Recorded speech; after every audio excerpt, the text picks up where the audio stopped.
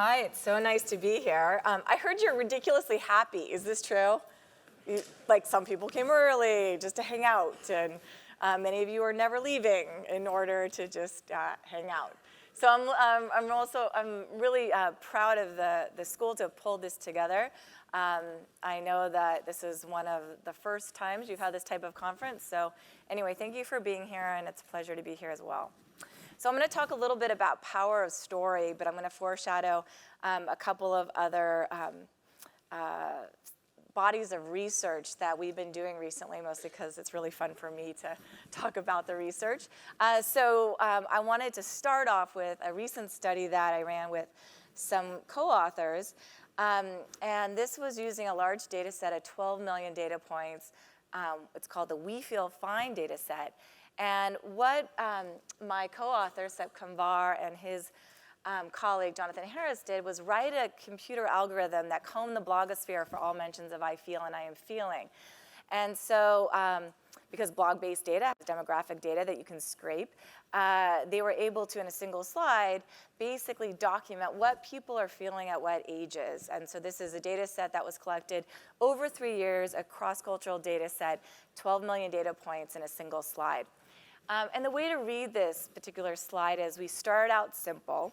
So how many of you have sort of 11 to 14-year-olds? Raise your hand.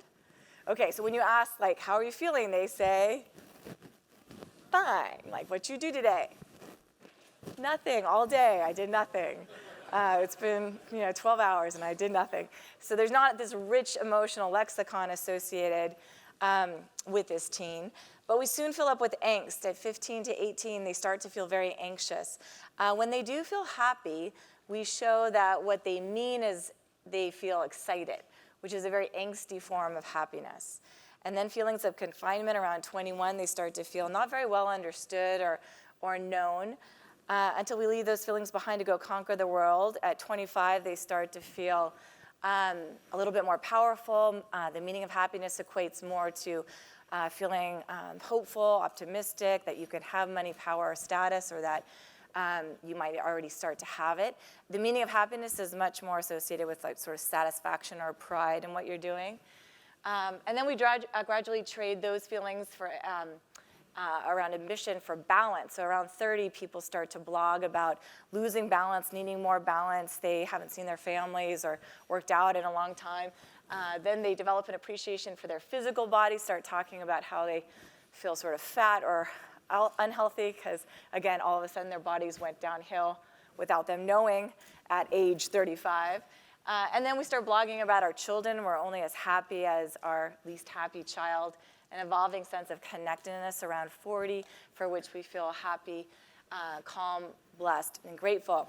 And so the meaning of happiness migrates from excitement to feelings of sort of satisfaction and pride, to feelings of balance, and then migrating to feelings of impact, and then connectedness or peacefulness.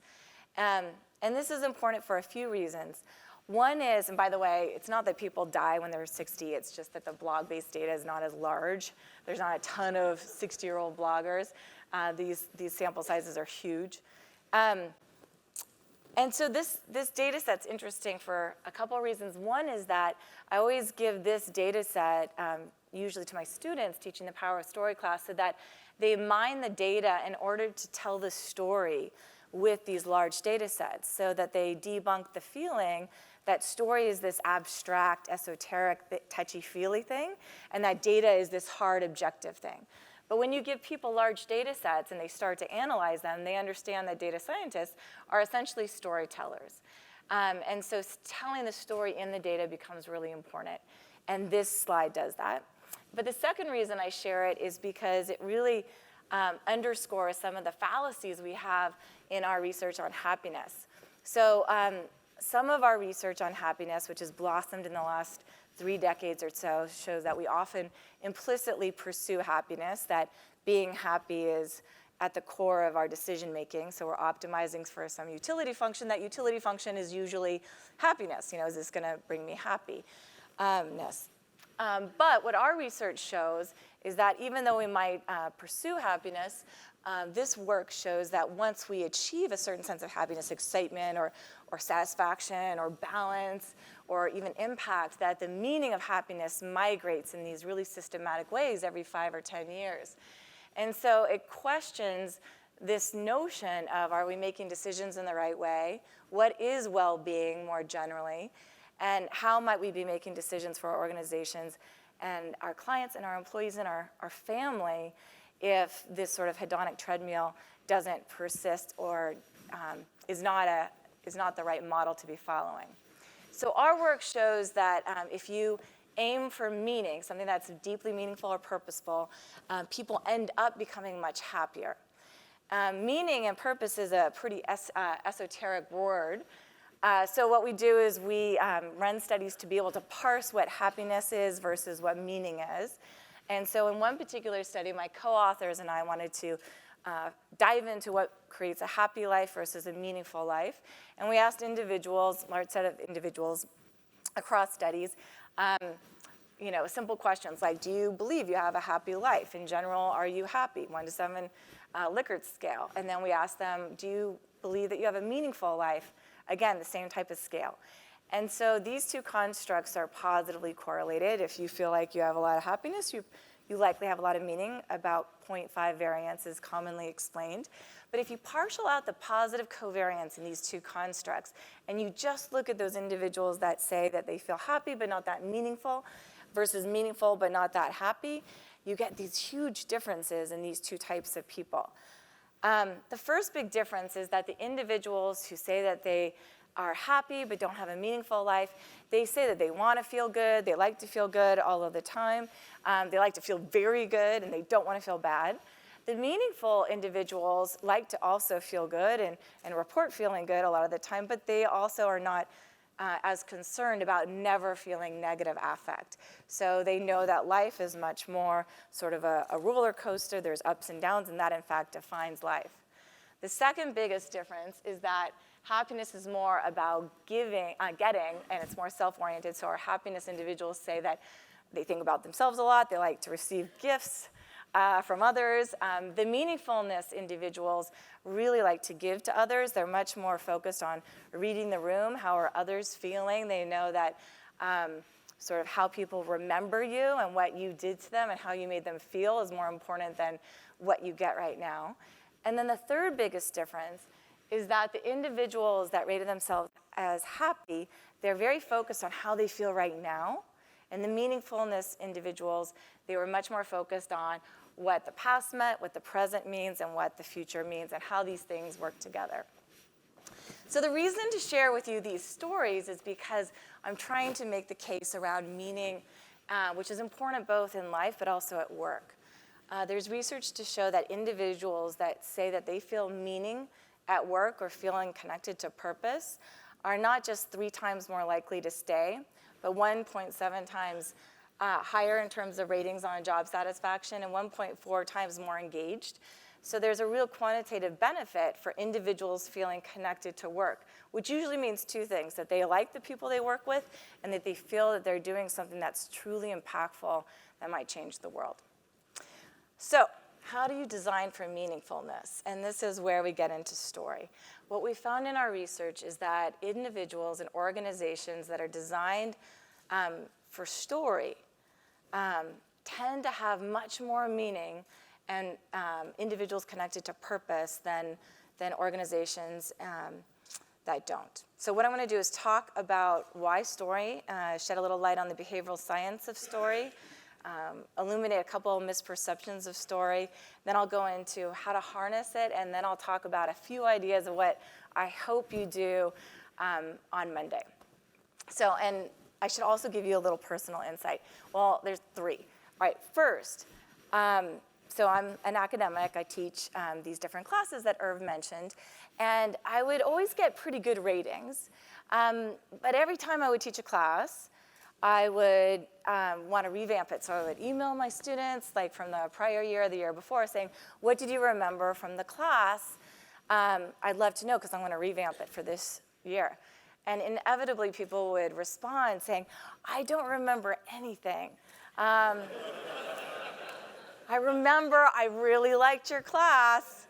And also you have a funny shtick where like if someone has their phone ring, you make them pick it up in the middle of class, and that's hilarious. That killed. And so in 10 weeks of teaching these like different marketing classes, they only remembered like a funny joke that I would do on them because that, crushed. And so this is demoralizing, if you can't imagine, as a teacher, because pretty much your job is to teach. And if they're not remembering, that's problematic. And it made sense upon reflection. So I would run all of my classes because I didn't want people to think that marketing was a soft subject. So I would run only analytics in my class. And in every class, I would cold call them and make sure that they ran regressions and break-evens and talked about serial correlation and multiclinearity. And they really got very advanced in their analytics, and they changed their perception of marketing. But we never got to anything else besides just you better run all of your analyses. And so as I dove into the science of story, I realized that what happens is when people hear a story versus just data, that they're 22 times more likely to remember it over a long haul. And so what I was doing in my classes, just running analytics and not ever having these different sort of stories punctuate the points, is I was making it so that their experience was pretty positive, but they're not going to remember anything.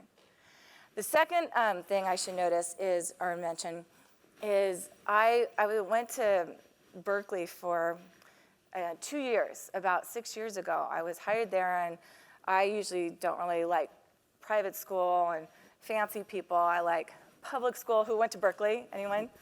Go Bears, 3 of you. And so I went to Berkeley. I was really excited to be there, and I didn't think I was going to come back. And so I went off, and I took a leave from here, and I taught this class called Creativity and Innovation. And one of the basic principles of this class is that you have to do things, you have to kind of reverse the rules. Whatever you've done in the past, consider doing the opposite of it. And then, or generating ideas that feel very opposite, and then trying those. And periodically, it's going to be a disaster, but periodically, it's going to actually work out. So I tried to do this on my last lecture. My normal last lecture for these classes is, I spend 40 hours and come up with a list of the top 10 things I hope they remember, and then I, give it to them. This time, I didn't do anything. I just asked my students, what did you remember from the class? All of my 60 students emailed me back, and they gave me basically bullets of insights. One of my students shared with me a story, and that story about how the class impacted him had such a dramatic impact on my life and my husband's life and my family's life that it completely changed the way that I parent, completely changed the way I spend my time. It completely changed the research trajectory that I was on, and it completely changed the way I teach. And now I'm much more thoughtful about story and how it works with data. So even though I'm going to be talking much more from a strategic level about the power of story, I wanted to share those two insights because from a very personal angle, these ideas around story have incredible potential to change not just how you run your organization, but also your life. So let me share a little bit about the behavioral science of story. Once upon a time, information was scarce, so we made decisions based on the advice of experts, using them as North Stars for insights. Now, thanks to the internet, we can ourselves try and find our own answers to questions that plague us and find information to make informed decisions. But instead of finding clear answers, we often find noise. We're living in a world where we have too much information, and because of that, we're even more susceptible to great story. It's what helps us decide what to believe in. Stories are important because they're meaningful, and they're meaningful because they're memorable, impactful, and they personally connect. First, let's talk about memorability. Eugene O'Kelly was a CEO of a consulting company. He started having headaches. He was referred to a top neurosurgeon in New York, where he was diagnosed with late-stage brain cancer, and he was given 3 months to live. He started talking to his wife, how does he want to spend those 100 days? He was purposeful about who he spent time with and what stories to share with them. He also thought hard about what would be remembered in those last 100 days. He and his wife would live each day with a focus on finding perfect moments where time expands and when noise is separated from signal. All that exists is that single moment. And he found in those perfect moments, those were the most memorable stories that defined his life. In one study, researchers asked students to make a 1-minute persuasive pitch to other members in their class. And on average, a typical student used 2.5 statistics in their pitch. Only 1 in 10 told a story. 10 minutes later, the researcher asked everyone to pull out a sheet of paper and write down every single idea they remembered. Only 5% remembered any statistic. 63% of the students remembered the story. Stories are memorable in a way that statistics aren't. Now let me talk about impact. Research shows that individuals are more likely to buy from a person or an organization whose story they believe in and which resonates with them. In one study, Deb Small at the University of Pennsylvania and her colleagues wanted to determine how to best raise money for Save the Children, a charity focused on the well-being of children worldwide. They created 2 versions of a marketing pamphlet. The first version featured statistics about the magnitude of problems facing children in Africa. The second version also featured those statistics, but in addition provided information about Rokia, a 7-year-old girl from Mali, who faced the threat of severe hunger. The subjects were given $5 as compensation for the study, and before leaving, the researchers asked if they wanted to donate any money to the cause. The individuals in the story condition gave nearly twice as much money as those in the statistics condition. We used to think it was our rational brain that makes decisions. Now we know it's emotion driving decisions, and we rationalize the decision afterwards. Finally, I want to talk about personal connection. Research shows that if we present statistics to an audience, a certain part of the brain called the Broca's and Wernicke's area gets activated. So the language processing part of the brain is activated and we can understand but not feel. When a story is shared, the audience feels the story. Our whole brain is activated and meaning is extracted. The meaning of the story comes from the personal connection the audience feels when they're listening to the story. And when a story is well told, they're able to feel connected not just to the story, but to the storyteller. When most of us think of advocating for ideas, we go to statistics, we go to convincing arguments, facts, and figures. But studies show that if we share a story, people are more likely to remember the message, be persuaded by it, feel personally connected to it. And when data and stories are used together, audiences are moved both intellectually and emotionally. For lasting effect, you need to persuade the rational brain, but also resonate with the emotional brain. Recent behavioral research has shown why stories are so powerful. It's because they're meaningful. Those who tell the best stories will become the best leaders. If we consider the simple question, what is the story, or why am I doing this, we may find we make very different choices of how we spend our time. Isabel Allende once wrote, "Silence before being born, silence after death. Life is nothing but noise between those 2 unfathomable silences." But there is signal and there is noise. And how do we reduce the noise? Story. So good, really. It's just, it was very polite of you. So just to define a story, it's a narrative with a beginning, a middle, and an end. They have arcs. They're marked by these highs and these lows. But it's not just facts, features, lists, to-do lists. So meaning is captured in the story, right? Because it's longitudinal, it's lasting, it has these highs, these lows, and it involves these characters. If you think about these arcs, it's stories when you're shaping it, you're telling people about something that might feel like a roller coaster. So if you think of, movies that we see all the time, James Bond, the arc is always, what happened? I don't know. He gets the girl. And every single James Bond movie has the exact same. We get Jurassic Park, which was, I don't know if you remember, but what's going on, T-Rex? What's going on, big T-Rex? What's going on, really, really big T-Rex? So arcs don't have to be really sophisticated. They just have to have volatility. And or Casablanca, which is known as one of the best well-crafted arcs in a movie, where these micro arcs that define the overall story arc.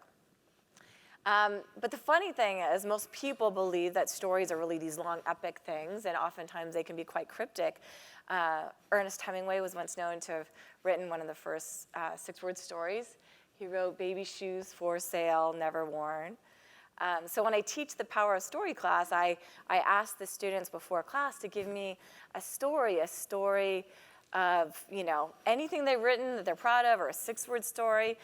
By the way, most all of them just send me their Stanford essays because they're so excited to use them again, because they worked so hard on them and never used them again. And they have these epic stories, right? Because everyone gets into Stanford, not because of their GPA or the SAT or GMAT, it's because of these stories, their essays and their recommendation, right? The stories are the differentiator. You're banking on people joining their team, wanting them to come to place because of the stories that they tell and others tell about them. But I do make my students tell these 6-word stories and write them and introduce each other to them. Here's a few. Not quite, aspiring to be quite. Tonight he packs, tomorrow I pine. Married the wrong girl, fixed it. Getting old, ringtones pissing me off. So they don't have to be these big epic stories. They could be sort of a moment in time or something kind of innocuous, but it defines you. So I'm going to give you 30 seconds to write a 6-word story about yourself. So take out a piece of paper and just 6-word story, 30 seconds. It could be funny or epic or meaningful.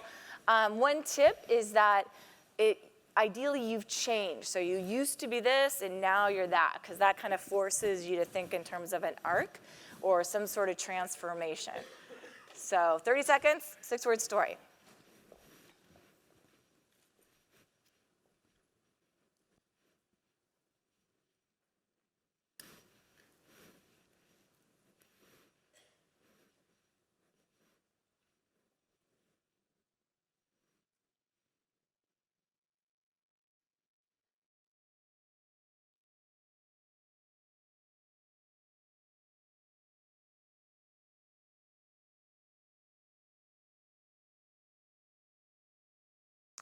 All right. Now grab the person next to you or a couple of people, like get in groups of either 2, 3, or 4, and just share the 6-word story. You guys have 30 seconds to share your 6-word story. All right, quickly.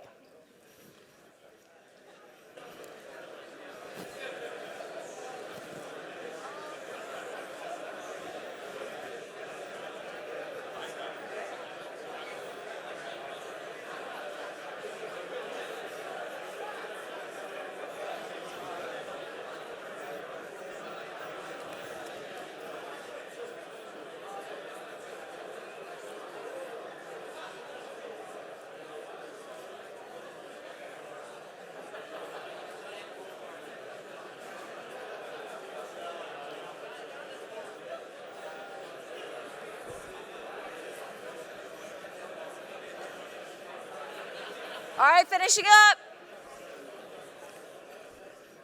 All right. Did anyone hear like an epic 6-word story? Will you just point to the person who like said a 6-word story? Could you stand up in the white or right around there? Yeah. Someone else nominate something you heard. Come on. All right, in the red, I want like 5. Let's see. Back there, please stand up. You've been nominated.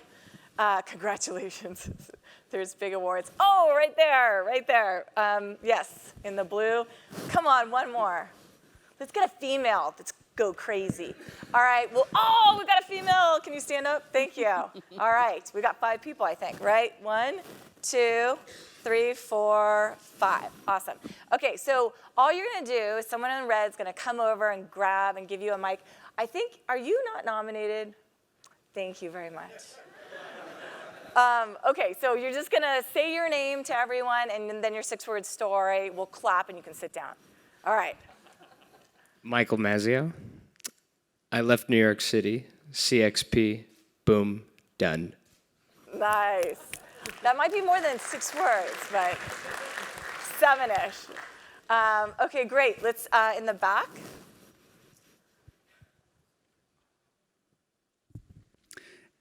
Happy, old, and stressed, younger now. What's you do? I know everyone knows you, but like. What's my name? Yeah, just like I know everyone knows you. Peter but Kelly. It's just like just because it's polite. All right.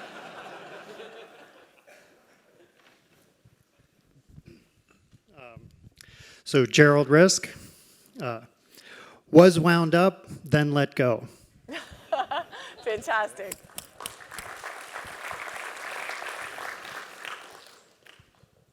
I'm Lisandra Alves from Brazil.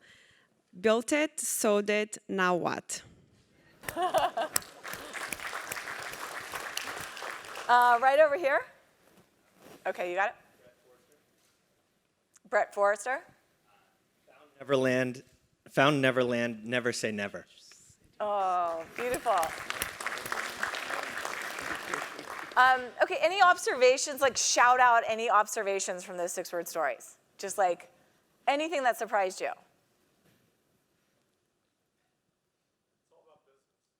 It's all about business? Yeah, they're pretty clear. So they contain a lot of meaning. They might be about business or career transition or whatever, but they also often feel quite personal. And for 6 words, actually communicate a lot of meaning. Any other observations? They have happy endings. Yeah, in America, we like those. Yeah, if I had more international people, I don't know. I think yours was a little bit less like, who knows, what now what? Might be happy, might be sad. But you're right, there's cultural definitions of arcs. Russians, for example, aren't quite as happy-focused as we are. North Korea, I don't know, except, anyway, I'm getting derailed. Yeah, observation? Yeah, like so half of them you're like, I get it, I understand you, say no more, and others are almost invitations to have more conversations. What we find, there's one study I never published, but we asked half of our executives at the beginning of a session to do the 6-word story, and then the other half, I asked them at the end of the session, and we took metrics on how much they wanted to spend time together, whether they wanted to get a beer together, whether they wanted to work on a group project together. And the group that was exposed to this little short exercise at the very beginning were substantially closer and more intrigued to get to know each other than the people that didn't do that exercise. There's something about story that makes you feel more connected to others. And we could go on and on for all of the behavioral scientific reasons for that and the neuroscience behind that, but it's true, people feel closer. But it's also strategic. I recently did a session for Adam Silver, the NBA commissioner, and what we did was we got all 32 basketball teams in a room very similar to this, and all 32 teams were in different rooms. And so you have your owners there, and you have all the top management, so about, like, let's say 10 or 12 people at each table. And we ran 3 different exercises, and I'll take you through them really quickly. But they were all 6-word stories. 6-word stories about purpose. What's the team's purpose? What's its mission? What does it stand for? The second one was these user stories. How are you going to make your season ticket holder the hero of their own story? So it's not about you or the team or the MBA. It's about the customer. And then the third is the growth story, which was, where's this team going?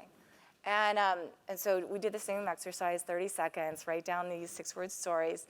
And then they all shared those stories in their little tables. And what at least Adam said anecdotally was that the highest performing teams, not just the teams that were making the most in terms of global sales and being the most innovative, but also the teams that were the most coherent, were those that actually, when they shared their 6-word stories, they were strikingly similar.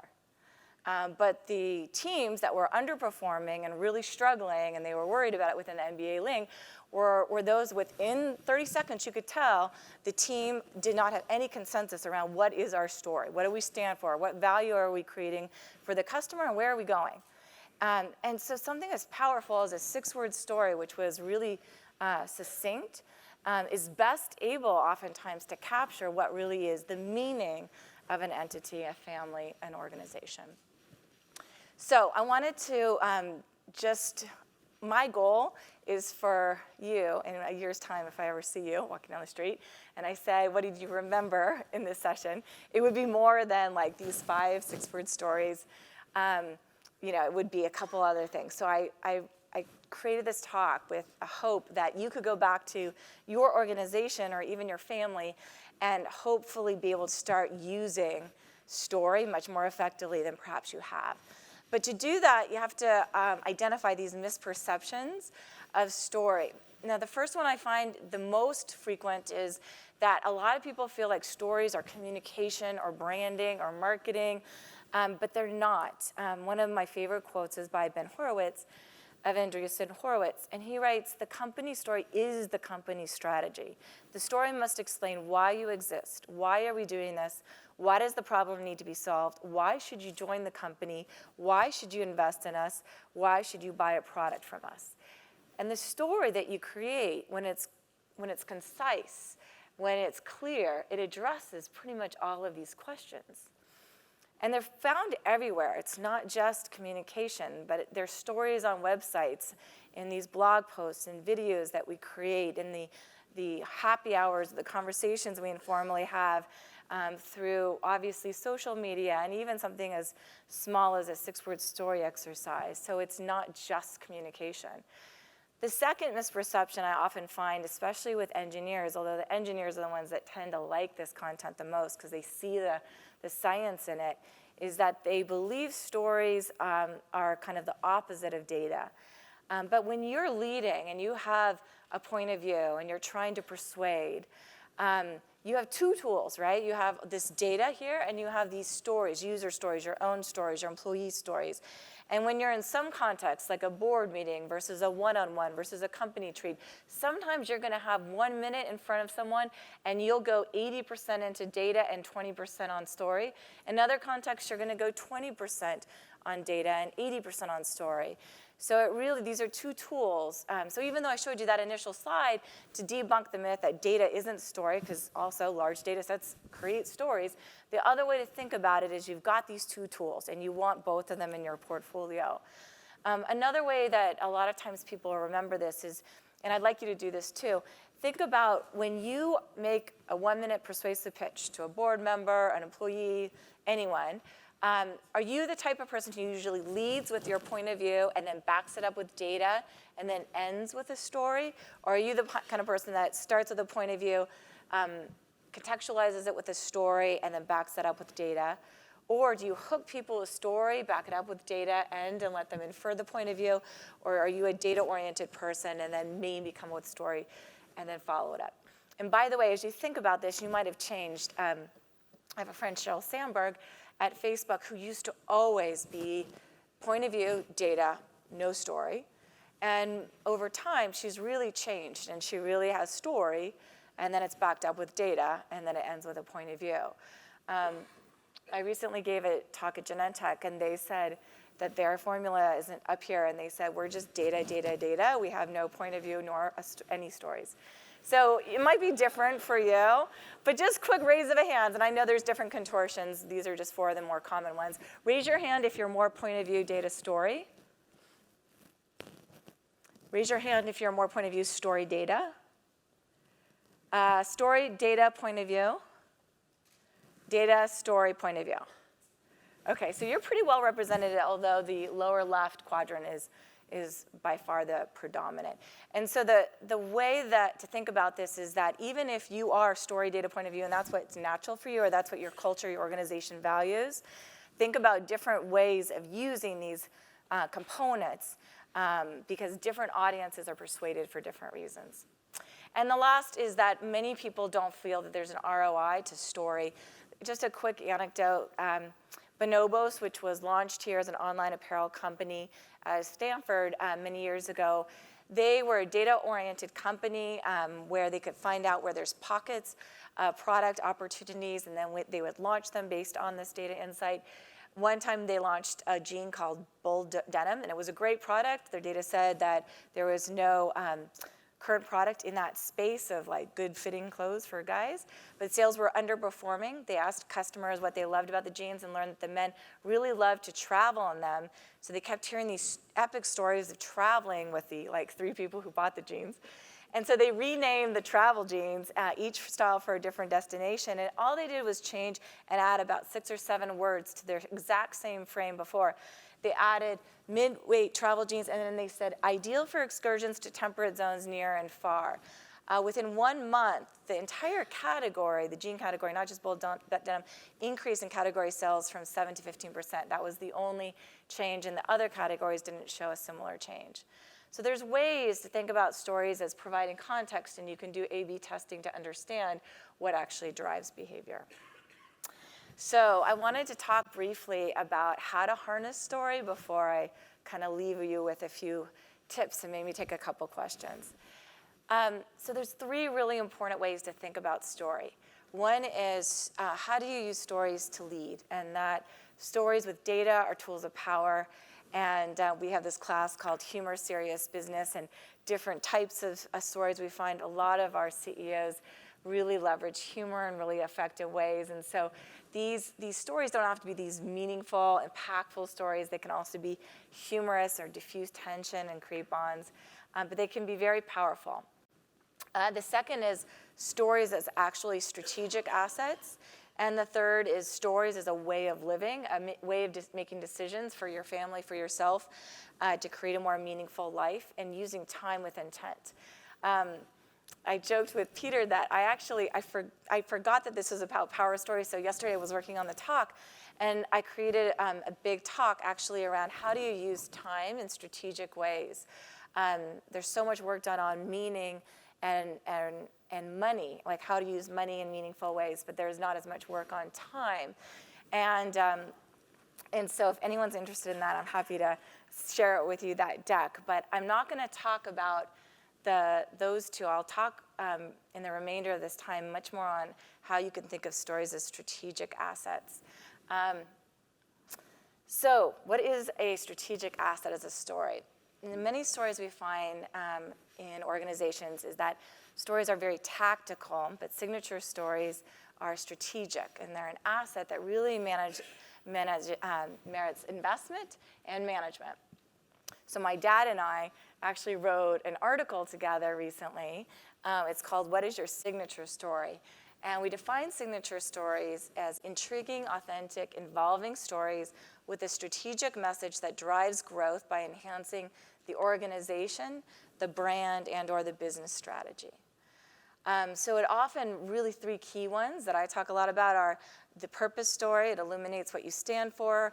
The user is hero story, which is the value you create, and the growth story, where you're going.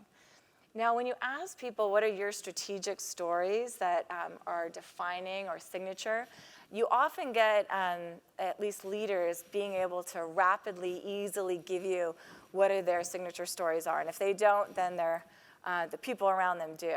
So a couple of examples.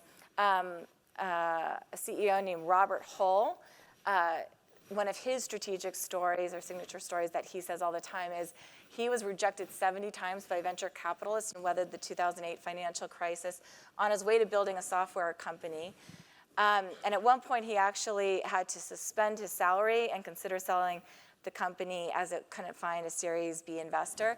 And this is right like the moment before, he actually got Goldman to do a significant asset. But he tells that story again and again about like the highs and the lows of his career.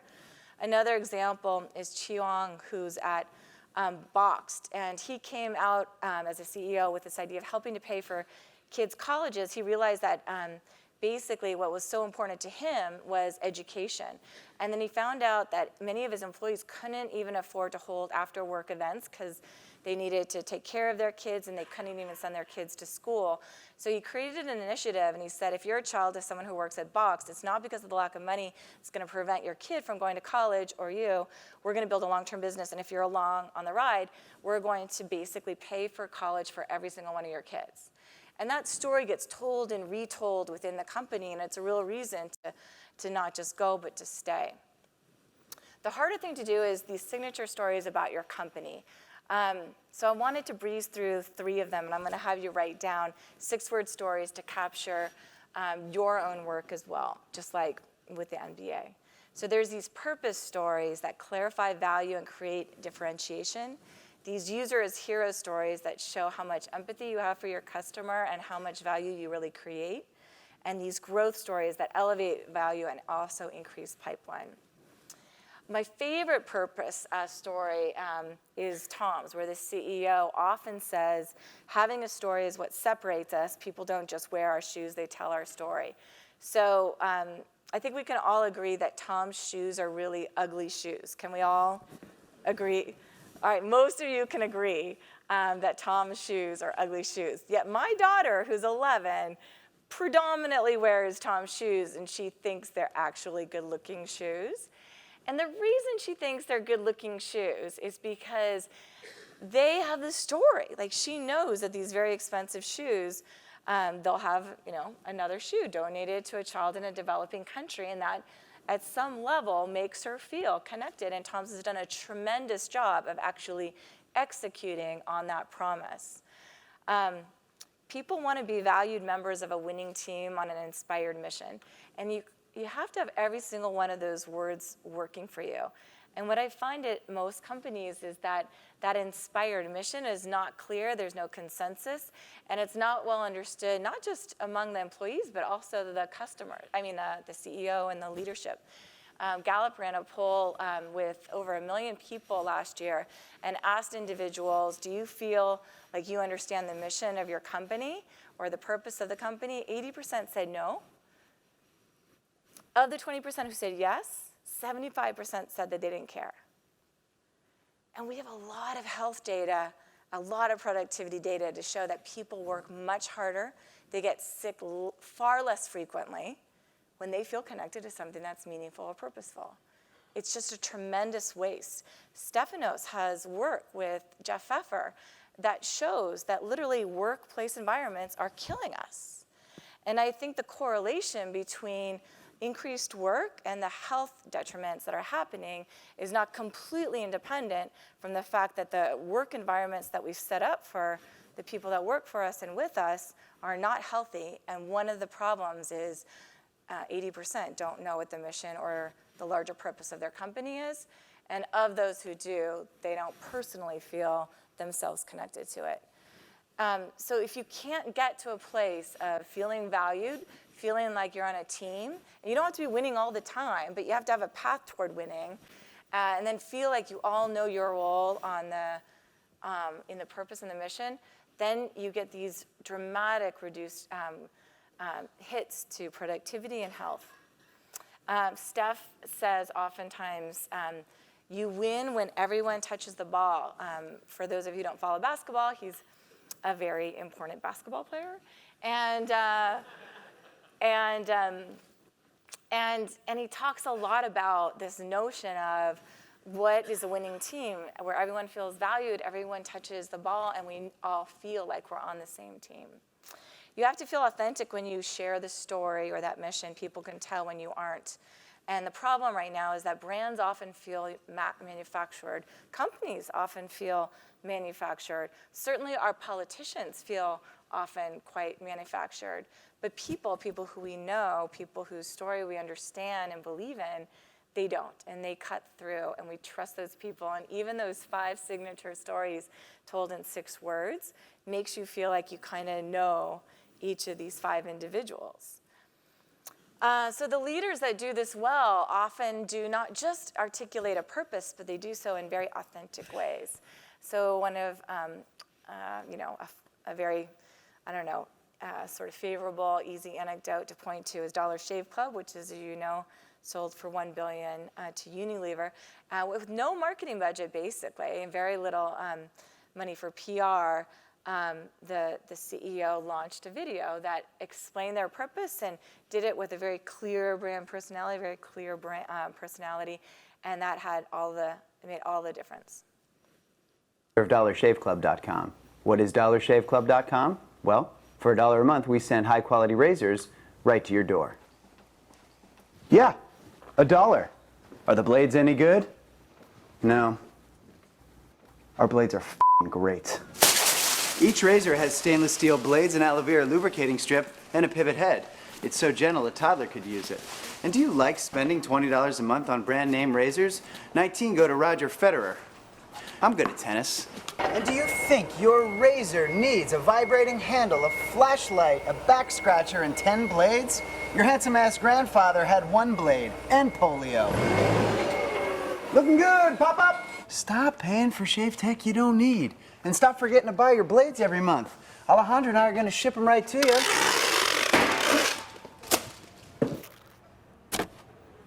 We're not just selling razors, we're also making new jobs. Alejandro, what were you doing last month? Not working. What are you doing now? Working. I'm no Vanderbilt, but this train makes hay.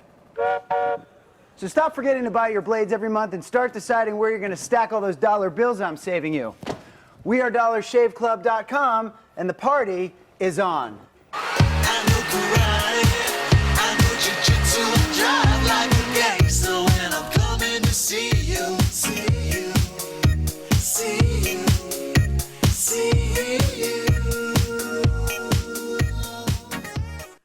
I always love Alejandro's face. Like, it's so funny. I'm so embarrassed. This is my CEO. Anyway, from a financial perspective, they grew, and in large part it was due to this authentic, charismatic, story-filled leader who had a clear purpose. So just 30 seconds, really quickly. Write down 6 words or less your company's. And if you're changing companies right now, you could think about your last company or your hopeful future company. 6-word story about the company. Really anchor on what you think is the mission.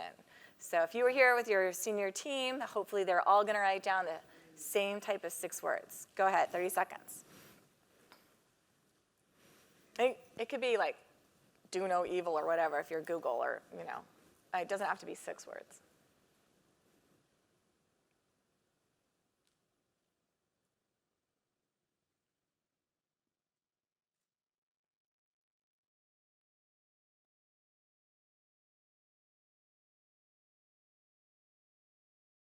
All right.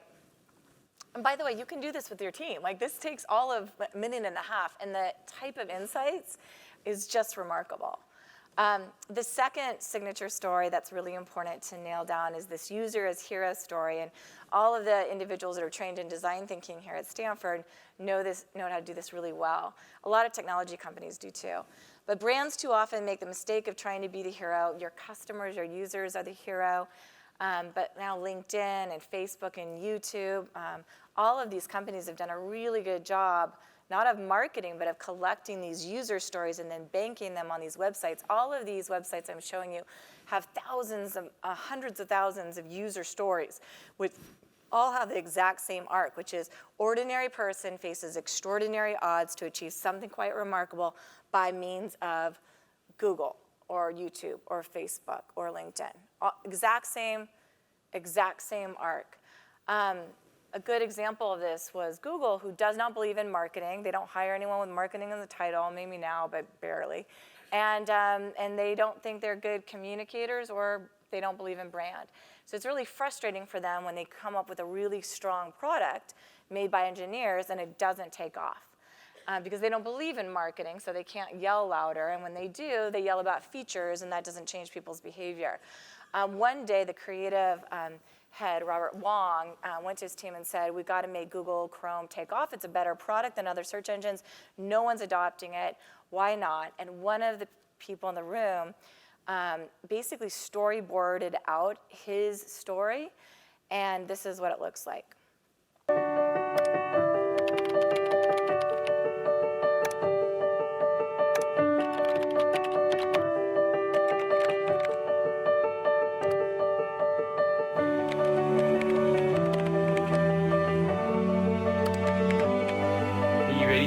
Party today? Huh?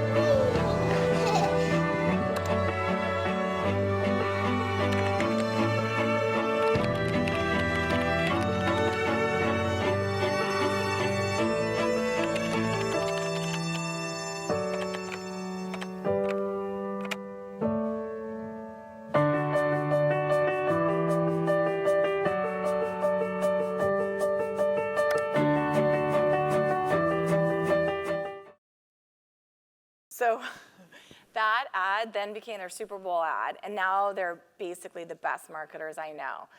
It also increased, they're like, to their fault. And they have this incredible campaign around it. It's all users, hero stories.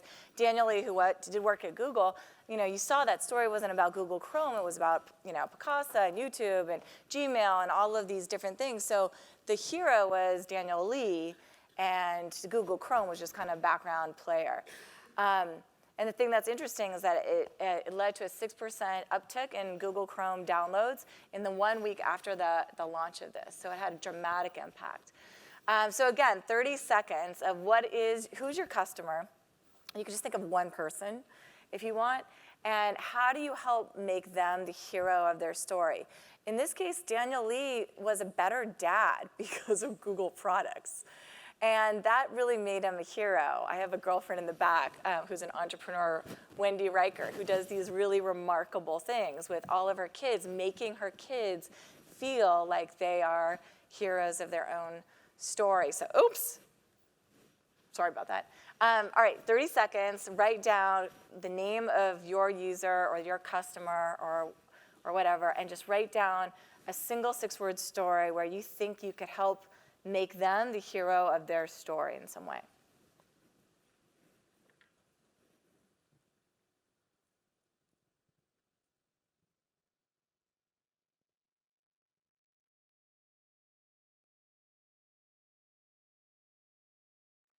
Last, the growth story, knowing where you're going. My favorite anecdote here is Coca-Cola, where 3 or 4 years ago, they had no idea how to leverage social and digital media, and all their communication wasn't working. And so they got this book that we wrote called The Dragonfly Effect.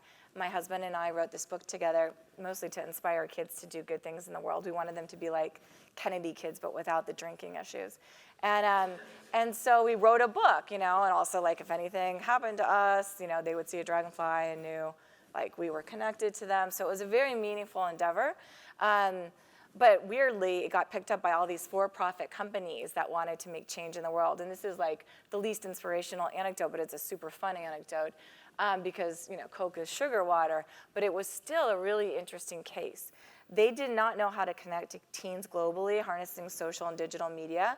So they used this design thinking approach, saying our single focus goal, which is the key part, what is your purpose in this campaign, was very clear: connect to teens globally, harnessing social and digital media. And then instead of taking $350,000 and giving it to their marketing team, they created 7 groups of 50 grand and gave it to 7 different teams of marketing and non-marketing people and said, go get this goal. And 6 of the teams bombed. They created apps and screensavers, but 1 of the teams approached their goal.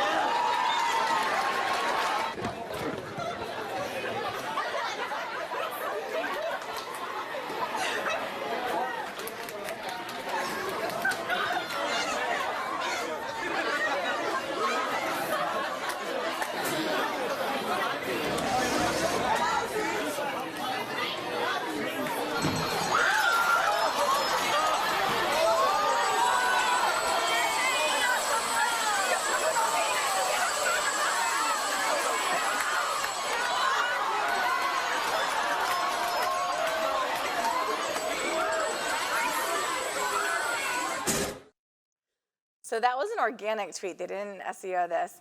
But that hit 20 million views in 2 weeks. The blog comments were 95% positive, 50% English, and 50% not English. But what was interesting about this is that like all these people started writing in saying, I want a Coke happiness machine on my campus and my company. And they originally started like kind of throwing away these notes and emails, but they realized that this actually fundamentally changed how they thought of themselves as a growth company. They all anchored on this 6-word story of creating surprising moments of authentic happiness. And that completely transformed how they spent their budget. And the other reason this is an interesting story is that if you look at their budget, what they do is they spend 70% on what actually works, which drives revenue. But 20% of what they're doing, all of their content, and most interesting companies are basically now editors of magazines. They're not really like, CPG companies. But 20% of their marketing budget goes to very news stories, and 10% go to customer-generated, co-created stories. And then they test each of these stories, and some of the 20% go into the subsequent year, 70%. Some of the 10% customer-generated stories go into the 20% new initiatives. So 30 seconds, just write your 6-word story where you're going down, 6 words or less.